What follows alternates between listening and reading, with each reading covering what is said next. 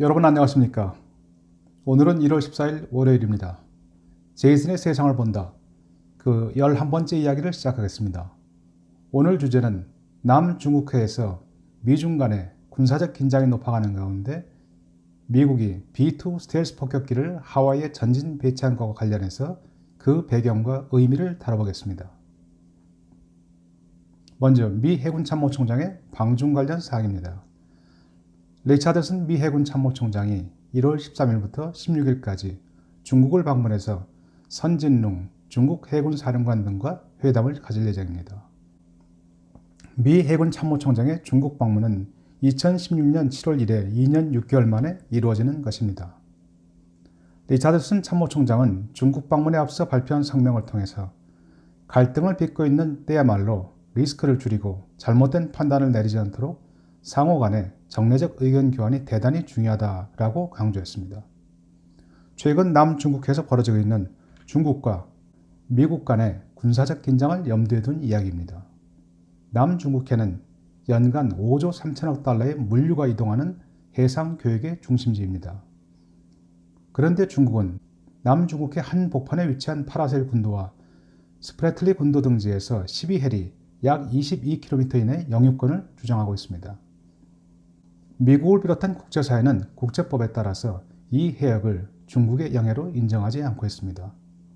그러나 중국은 일방적으로 남중국해 90%에 이르는 해역에 대한 주권을 주장하면서 인공섬을 설치해서 무기를 배치하고 군사훈련을 강화하고 있습니다. 그간 미국은 이에 대해서 주기적으로 군함과 군용기를 남중국해로 보내서 견제 활동을 벌여왔습니다. 작년 9월 미 해군 구축함 디케이터 홈이 남중국해 스프래틀리 군도 해역을 항행하면서 중국이 점유 중인 게이븐 암초와 존슨 암초의 12해리 이내 해역을 근접 항행한 적이 있었습니다. 당시 중국 구축함 한 척이 디케이터 홈에 접근해서 즉각적인 퇴거를 요구하면서 미국 군함 바로 앞 41m까지 접근해서 미 구축함이 충돌 방지를 위해서 긴급 기동을 해야 하는 상황을 맞을 정도였습니다. 중국은 이 사건과 관련해서 미국은 남중국해 도서와 암초 부근 해역에 군함을 무단 진입시켜 중국의 주권과 안보를 심각하게 위협했다라는 성명을 냈습니다. 리차드슨 미 해군 참모총장은 중국의 불법적인 영유권 주장에 맞서서 항행의 자유작전을 계속할 것이다 라고 강조했습니다. 작년에 이어 2019년 올해에도 남중국해를 둘러싸고 미국과 중국 두 나라 간 긴장은 여전히 높아가고 있습니다. 작년 3월 중국은 레오닝 항공모함 전단을 중국과 대만 사이를 흐르는 타이완 해협으로 보내 무력 시위를 감행했습니다. 그리고 5월에는 남중국해 인공섬에 미사일을 배치하고 전략 폭격기 H-6K 훈련을 실시하기도 했습니다. 금년 들어서는 아직 1월 중순임에도 불구하고 미중 간의 군사적 긴장을 고조시키는 일련의 사건들이 벌어지고 있습니다. 지난주 월요일부터 오늘까지 불과 일주일 사이에 중국과 미국 사이에서는 쉽게 지나칠 수 없는 중요한 군사적 동향이 포착되고 있습니다. 지난 1월 7일 월요일은 미국과 중국 간의 무역 협상이 재개된 날입니다.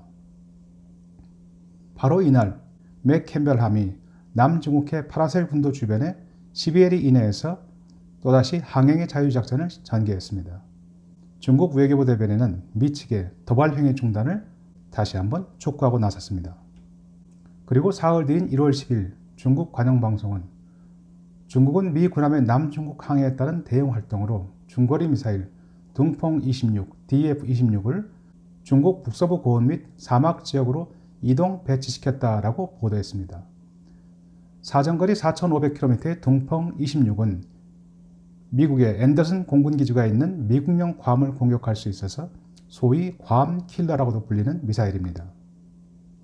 중국은 2018년 4월 둥펑-26의 실전 배치를 선언했지만 중국 언론이 이 미사일의 이동 장면을 보도한 것은 이번이 처음입니다.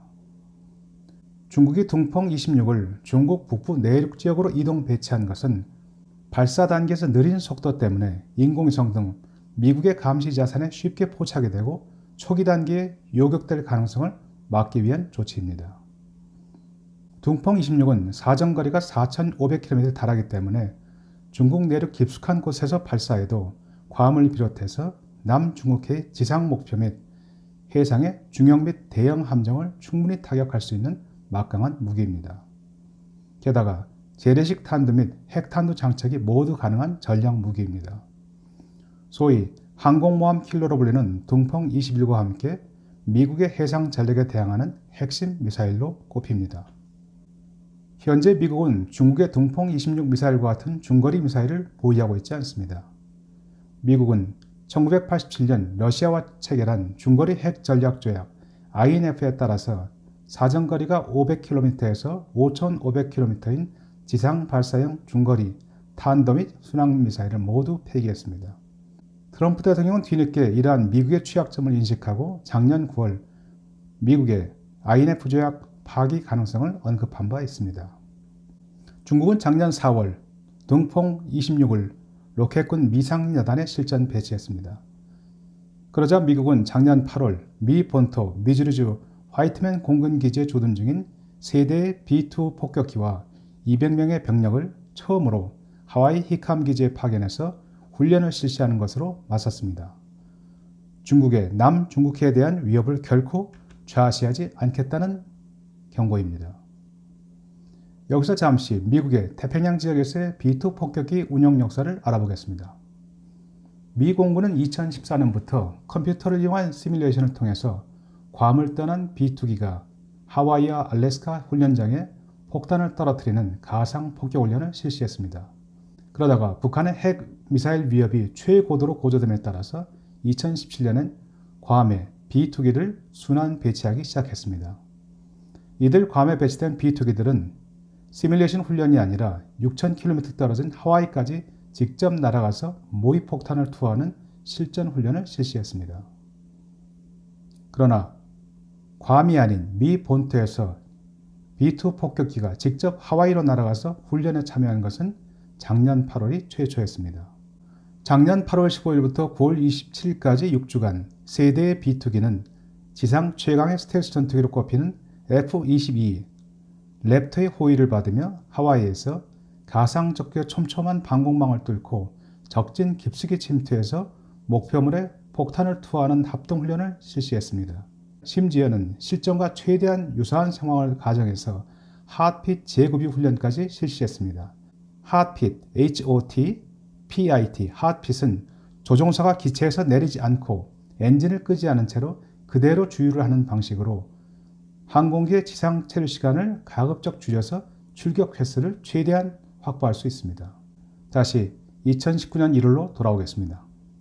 지난주 목요일 1월 10일입니다.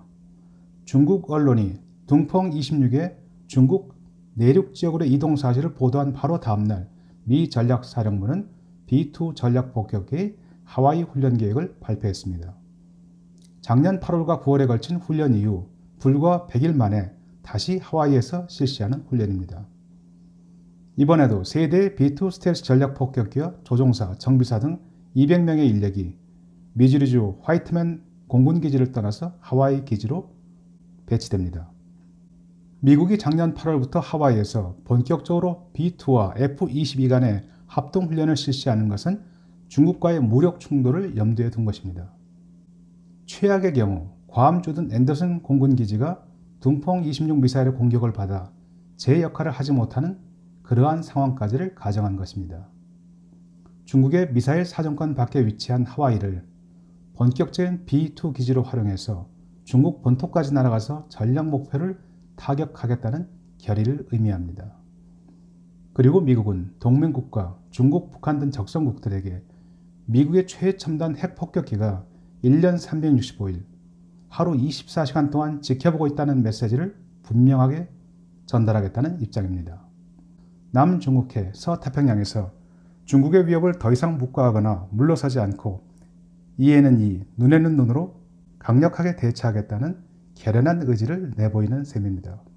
세계 최강 전략 폭격기인 B-2는 복합 소재 기체와 특수 도료 코팅으로 레이더 전파를 흡수하거나 특수한 동체 설계로 인해서 전파를 산란해서 적의 레이더망에 걸리지 않고 작전을 펼 수 있습니다. 핵폭탄은 물론 위성으로 폭격 지점을 유도하는 합동 정밀 직격탄, 레이저 유도탄 등을 탑재할 수 있어서 가히 하늘을 나는 무기고로도 불립니다. 통상 두 대가 짝을 지어 움직이는 B2 스텔스기는 스텔스 기능이 없는 재래식 폭격기 75대와 맞먹는 임무를 수행할 수 있는 것으로 평가됩니다. 미국은 현재 B2 스텔스기를 20대 보유하고 있습니다. 현실 세계에서 B2의 공격을 막을 수 있는 방어수단은 없습니다. 고성능 레이더로 영공 침입 여부가 탐지된다 해도 정확한 위치 작업이 어려워서 요격은 사실상 불가능합니다. 마무리하겠습니다. 얼마 전에 있었던 중국 군사 전문가의 미 항모 격침 발언을 소개해 보겠습니다.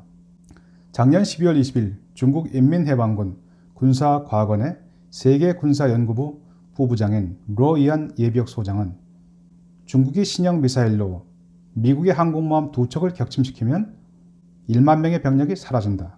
미국이 가장 무서워하는 게 사상자 발생인데 두려움에 떠는 미국을 보게 될 것이다 라고 주장한 바 있습니다.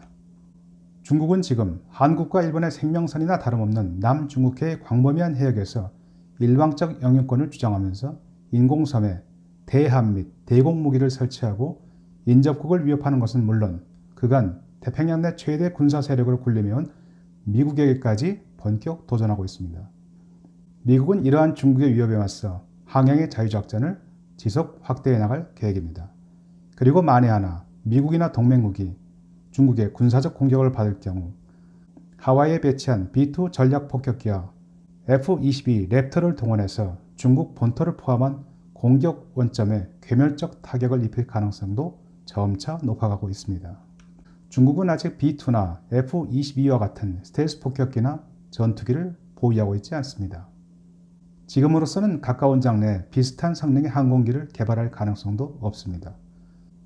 중국이 지구 종말이라는 핵전쟁을 감수하고 대륙간 탄도미사일, 즉 핵무기를 사용하지 않는 한 재래식 무기로 미국과 정면 대결하는 것은 자멸을 부르는 행동입니다.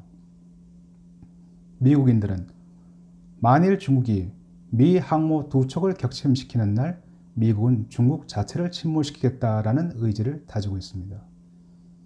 중국의 미 항모 격침 주장과 공해상을 항해 중인 미 군함에 대한 퇴거 요청 등 스스로 세계 최강으로 생각하고 있는 중국군의 섣부른 행동이 마침내 미국과 동맹국들의 인내심을 한계점으로 몰고 있습니다. 옛말에 짖는 개는 물지 않는다라는 속담이 생각납니다. 과연 누가 짖는 개가 될 것인지는 여러분 각자의 판단에 맡기겠습니다. 감사합니다.